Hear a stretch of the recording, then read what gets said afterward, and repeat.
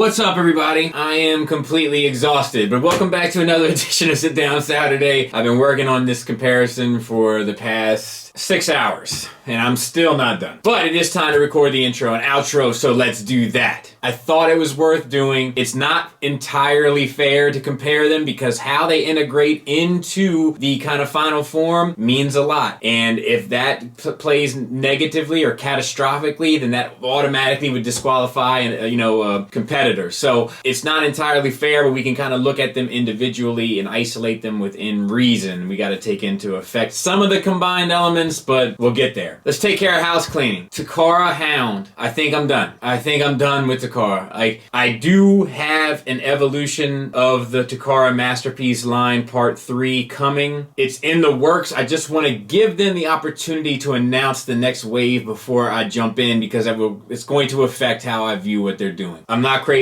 about that figure at all. Looks good though. I'll admit that. The Takara Fanstoys comparison brought us some interesting things for me, which I think are going to lead to at least 2 different conversations here on Sit Down Saturday regarding sacrifices. What are we willing to sacrifice? And I think there's 2 major conversations to have there, but I'm not going to spoil them yet. I think they'll be interesting to look at and talk about. Moving on to the oil rig diorama. Thank you guys for the kind words. I appreciate it. Look, it's a learning process. I'm learning. I'm working. I'm almost finished. Actually, by the time you see this, I probably will be finished my next Transformers diorama, which I'm much happier with overall, and I think I've got that one to work. So, learning curve, work in progress. You can't get better if you don't stumble here and there. Many of you said that it wasn't a stumble. To me, it's a stumble, and my dad used to say, make sure your missteps are in the right direction, and I think that my missteps were in the right direction, and as a result, I've learned from it, so I'm looking forward to kind of getting back on board. I've got 2 more Transformer dioramas coming shortly. All the tutorial elements will be on Patreon for, I think, the next 6 to 7 months, 1 a month, and then kind of overview, hindsight, reflections about them will be on the regular channel. So then we had the Revoltech Optimus, and many of you pointed out that Flames Toys announced a model kit for the G1 Prime. It was well after I did this review, but I will say this, you know I love Flames Toys. I've been a huge Flames Toys advocate. I have 2 of their model kits. I have 1 of their figures. I'm a fan. With a capital F. That being said, I would never get a Flames Toys model kit over a figure. I just don't like model kits as much as I like figures. It's just personal preference. But yes, I am well aware he does look good. I'm not interested in Flames Toys G1 stuff by and large. I like the more detailed stuff. I think it works better at their price point for their regular figures. For the model kits, I don't really care what they do. Have at it. It looks good. The Dummies conversation regarding shame. It's so funny to me that in the same conversation about people feeling shame regarding what they collect, there were people in the comments that were judging them for feeling ashamed about telling people what they collect in fear of being judged. What a funny world we live in. It's like, no, you're silly for worrying about what other people think. You should tell them. But you just used your judgment of how you feel about their decision to influence their decision. It's the same thing. And I'm not saying that to knock anybody in the comments. I'm more so saying it as like, we got to start thinking about the words we say and what they actually mean. It was a very interesting sort of dichotomy in that. I don't know. That was fascinating to me. But it seems you guys like that one. We got another Dummies, I think, coming this week. Then we had X-Transbots Motormaster. It's a very mixed bag. There are a number of things that are done exceptionally on that piece. There's a couple things that worry me about it, and then there's very few things that are done average. It's like a whole lot of greatness, and then a couple scary things. You know? It's interesting. Leaps and bounds that company has made, though, over the past couple years. And a lot of you guys have been enjoying the Force Friday content, but there was a comment that I got about The Mandalorian where they were like, you're being too negative about Star Wars. It's like, no, dude, no. I'm being positive. I'm bleeding positive for Star Wars. See, that's the thing. Like, all throughout that review, I said how much I liked the show. I just had some issues with it, and then I gave it an honest, objective scoring. It doesn't mean that I don't love it. I'd probably give The Phantom Menace like a 4 or 5 out of 10, but I love it. You know, like, don't confuse the two. I'll never get on here and just bash Star Wars. There's enough people on YouTube doing that. There's plenty of sand at that beach. That's not what Force Friday is about. But while we're on the topic of Force Friday, I hope you enjoy the Death Watch video, but I want to give special thanks to my buddy Andy who helps me with the Force Friday stuff. I mentioned him in that video. I literally couldn't do Force Friday if it weren't for him behind the scenes helping me out tremendously. Now I say that to say this. One hand washes the other, both hands wash the face, as they say. He has a podcast called Your Mother's Favorite Podcast. The link will be in the description,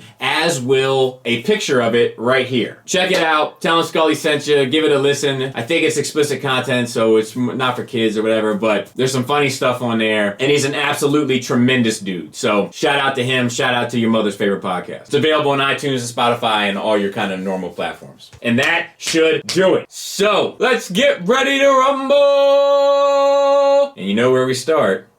So let's get started. And DX9 comes out of the gate swinging with a plethora of accessories, destroying the other two options in regards to what they offer in terms of accessories. You got combiner stuff, you got the robot stuff, you have the bug thing. You could make the argument that the trailer is an accessory in and of itself, plus just a wider array than the other two options. The other two options pretty much offer the exact same things, namely the gun and the sword. Both are about equal. There's things I like about both in regards to the gun. I consider them to be tied. I like the sculpt better on the X-Transbots, but I do like the shade of purple better on the Fanstoys, so that to me is a wash. And then there's the sword, which I do prefer the Fanstoys because I like the silver blade. It just looks more striking and more accurate than the all black hilt and blade. And that should bring us into gimmicks. Fanstoys doesn't really offer any. You could make the argument that the self-contained trailer is a gimmick, but we're not going to give them a point for that because we'll probably end up giving them a point for that with the transformation process. So we're left with the other two gimmicks, which is namely that the X-Transbots can attach to the MP10 trailer, and the DX9 offers the light up eyes. And to me, the light up eyes is far more of an interesting gimmick than being able to hook up to MP10.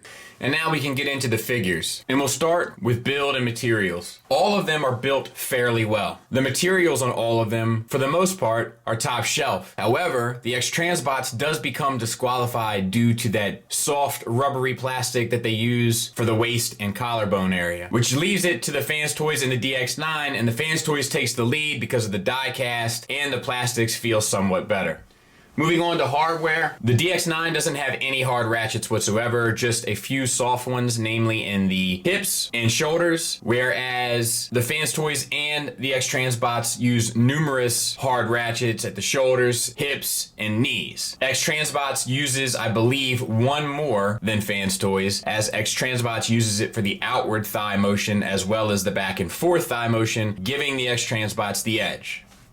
So we'll move on to sculpt and paint. Looking at the three of them immediately, I feel like Fanstoys is the one that gets the proportions to look the best. Followed then by X-Transbots, even though it has the longer torso, it kind of looks more appropriate, where the DX9 doesn't quite work as well as the other two. Paint-wise, the X-Transbots has more paint. I kind of feel like the paint looks better on the Fanstoys, mainly because the X-Transbots didn't go with the metallic for the chest or thighs, but they went with the metallic everywhere else, and there is something about that that's off-putting to me. But I think it's more or less a wash in that department. All three paint the face and eyes. However, in the same breath, the X-Transbots is painted kind of the wrong color, so that's a bit of an issue. Now, that just leaves the face sculpt. So I kind of feel like all three do something right. I like the DX9 eyes and nose, I like the Fanstoys mouth, and I like the pronounced cheekbones of the X-Transbots. So in that regard, it's a tie.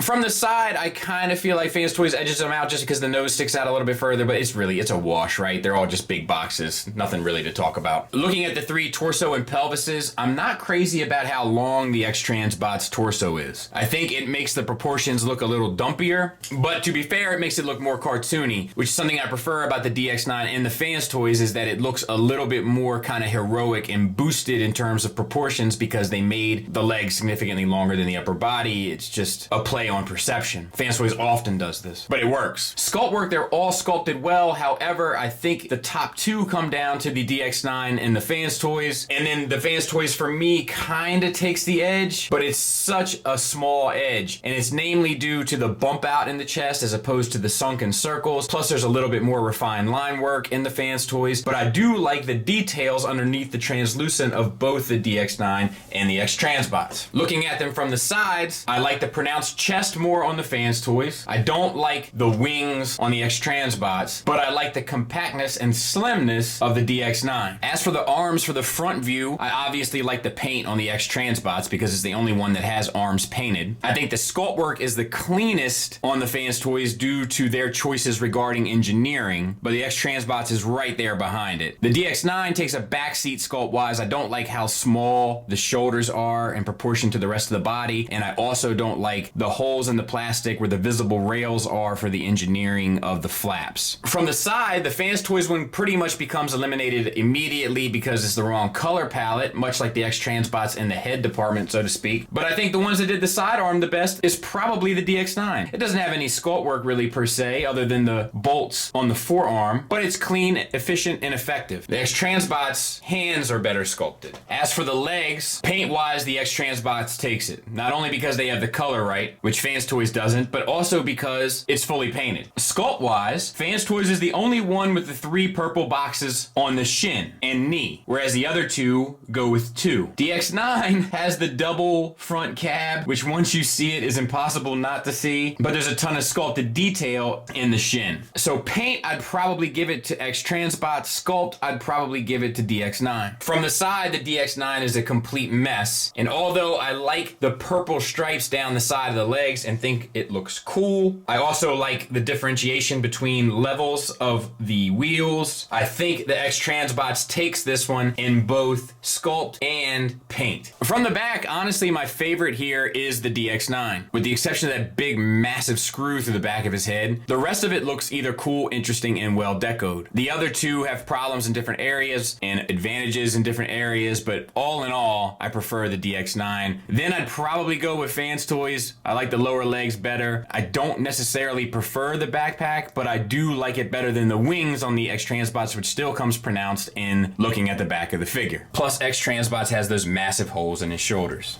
Now, in scoring these, the winner is going to go to the lowest scoring number, as they're scored from 1 to 3, with 1 being the best. They're all tied in regards to paint and sculpt with the head, so to speak, because they all do different things better or worse. The X-Transbots could have edged them out had they painted it the correct color, but they did not. They're also all tied in the thighs because they pretty much do the same thing and look equally as good across the board. Fanstoys comes in first place with the torso, hips, and the front view. X-Transbots comes in first place with the arms, lower legs, and front view, which ties them with Fanstoys. I'm only using the green bar if all 3 tie, otherwise I'll score them the same. DX9 only takes the lead from the back, so to speak. Fanstoys doesn't come in last place in any category, but X-Transbots does with the torso, hips, and back, and DX9 maintains pretty much the average 2s, with only coming in last place from the front. For a total score of Fanstoys 9 and DX9 and X-Transbots tying at 12.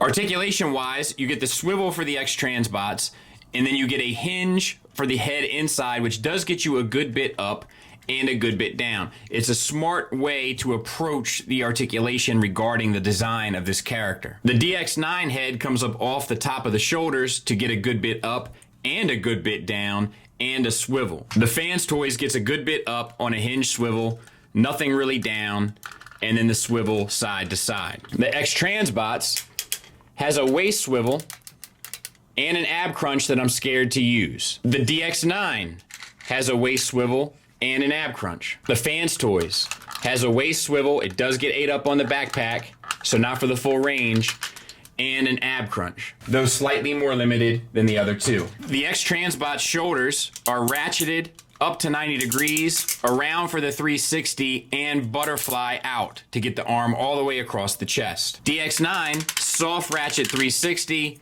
You get a hinge inside of the chest plus an additional one at the shoulder for the arm all the way up, but no real butterfly. The Fanstoys has a ratcheted 90 degree shoulder and 360.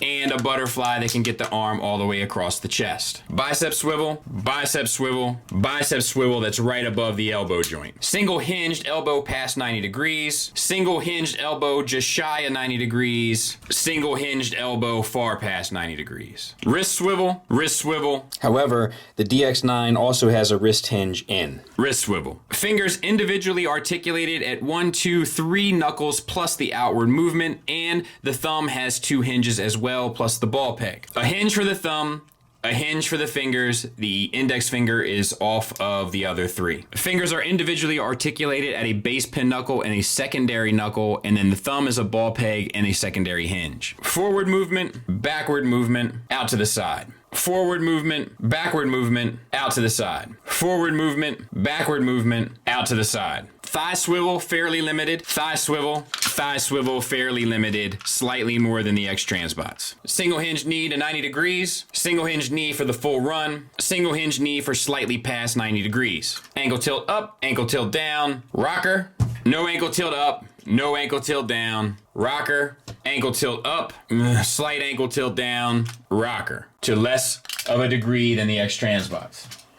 So once again, lowest score wins the race. Fanstoys comes in first place for their elbow and third place for the head movement, and everything else is average. X-Transbots comes in first place for the hands, hips, and ankles, but last place for the torso due to that joint. I just gotta tag them for that. Thighs and knees, and DX9 comes in first place for the head, torso, thighs, and knees. DX9 does manage to pull a rabbit out of its hat in regard to the wrist articulation by adding that one hinge, giving it the lead where otherwise it would have been tied 16 across the board. Now it will not be. But last place for the elbow, hands, hips, and ankles. So just extremes for DX9, which gives us a total score, ironically, of Fanstoys and X-Transbots at 18 and DX9 taking the lead by a wrist hinge at 17. Little points of articulation can go a long way when the figures are pretty evenly matched articulation-wise. So I don't think it comes to any surprises for anyone, and especially not me, as I was just kind of really made well aware when I compared the Motormasters in this week's review of the X-Transbots one. The scales are all over the place. So according to the Sunbow chart, which we have to go off of because it's our only real standard. Yes, the cartoon is inconsistent. Yes, but it's the only standard we have, so it's what we have to use. Motormaster should be about the same height as Megatron. The Carbots' heads should come up to Megatron's bicep/shoulder. Those same Carbots' chin should line up with the bottom of the shoulder to the top of the bicep for Motormaster. If we compare these notes across the board, the DX9 is a half a head too tall, but scales perfectly with breakdown. The X-Transbots is more than half a head, as is the Fanstoys. So both DX9 and Fanstoys are too tall for the Megatron. However, the DX9 does scale perfectly with the breakdown. The Fanstoys scales fairly well with the breakdown, but still a bit too tall. The X-Transbots breakdown is too small for all of them. Too small for the other Stunticons, too small for Megatron, too small for all the Motormasters. Once again, the Stunticons, the top of their head should line up with the top of the shoulder of Motormaster. The bottom of their chins should line up to the bottom of the shoulder for Megatron. The X-Transbots hits about the pelvis for both Megatron and Motormaster, meaning the scales are all off. The one that I think works the best is the DX9, but almost by default. Moving on to engineering, we basically have a clear winner, in my opinion, and that is DX9. The transformation is super intuitive, it's natural, it includes the trailer in terms of the kind of team. It doesn't have itself included like Fanstoys, but it does have the trailer available, and then it breaks down, breaks apart, forms a robot with a stress-free transformation that's intuitive and natural, which leaves the X-Transbots and the Fanstoys. And I have to give it to Fanstoys, and I'll tell you why. Fanstoys is far more involved. It's slightly more frustrating, but the fact that they have the entire trailer self-contained is a phenomenal feat of engineering that does deserve its credit. So I have to give Fanstoys the edge. I would have given it to X-Transbots if it didn't have a couple pieces that you feel like you had to bend the plastic against its natural state in order to make it happen. X-Transbots is kind of known for doing this. They've done it with Beachcomber, they've done it with Windcharger. Like they feel like you have to break the toy in order to get the clearance for the pieces. And as long as it has that element, I have to give it to Fanstoys, especially with no trailer included with the X-Transbots that it had to worry about in regards to the transformation.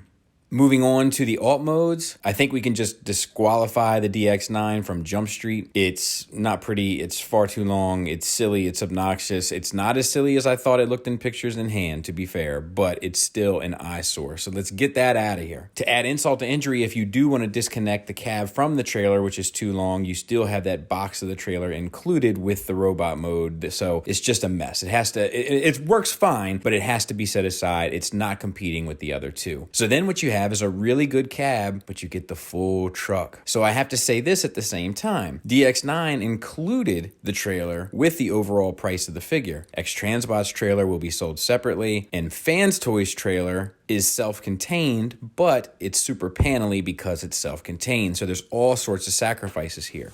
So overall, I have to give it to Fanstoys because it's the only alt mode that looks like Motormaster's alt mode. I can't give it to X-Transbots because it doesn't have a trailer and his alt mode has a trailer. And I can't give it to DX9 because the truck is just too long. Which one do you think looks the best? Ooh, I think the middle one, maybe? Okay, and pick them up. Ooh. They're all heavy. I mean, I guess this one. Okay. What's your name? Jaina. Do you care which one of these looks best? I really don't. Can you tell me which one you think looks best? I don't know. This one. Okay. Can you pick them up and tell me which one feels best? I think this one, or... All right, what's your name? Selena? Do you care which one of these is better? No. Which one looks better? Probably mostly that one. The one in the middle? Yeah. Okay. And which one feels better? Still that one. Okay.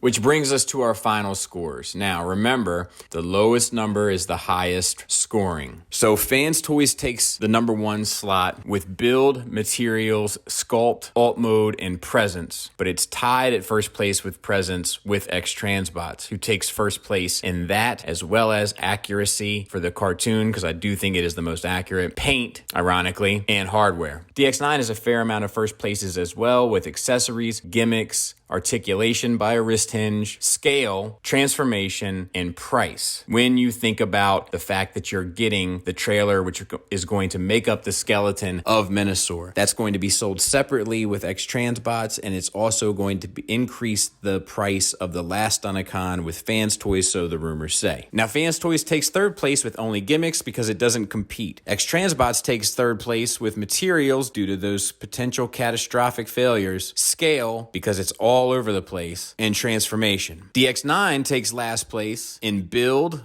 hardware, sculpt, paint, and alt mode, because that trailer is long as the day is long. Thank you for calling their office of the redundancy office. Which brings us to our final scores of Fanstoys at 24 and X-Transbots and DX9 tied at 27. There you have it, and it's no surprise to me that Fanstoys won. I think highly of that figure. It was my figure of the year last year, I believe, and to be honest with you, I think it is better than the other two overall. However, I did try to remain as objective as possible, because if you would just ask me where do I place them, I wouldn't have placed them that way. I would have said Fanstoys, then X-Transbots, then DX9 in that order, but in being objective, they kind of start evening out. Once again, this isn't a definitive answer on anything. This is a mixture of my subjectivity with being as objective as possible. It also doesn't weigh the scales, so if build and materials is more important, then that should weigh differently to you. If sculpt and paint is more important, that should weigh differently to you. If articulation is more important, transformation, etc., then it will skew the scales. But if everything were equal, this is how it lands. And I don't think any of us agree that it's all equal, right? I don't care about the gimmicks at all, but I need it to be built well, for instance. But yeah, interesting results nonetheless. A trying process and an 8-hour process at this point, and I'm not even done. I gotta edit this, but I think it was interesting. I think it was worthwhile doing. Hopefully you feel the same way. It is interesting for me to see how certain things can take the lead in peculiar ways that I wouldn't necessarily give a whole lot of credence to if I weren't weighing it all equally. So it was a worthwhile exercise for me at the very least. I'll be back next week. Thanks for listening. Thanks for watching. Until next time, take care.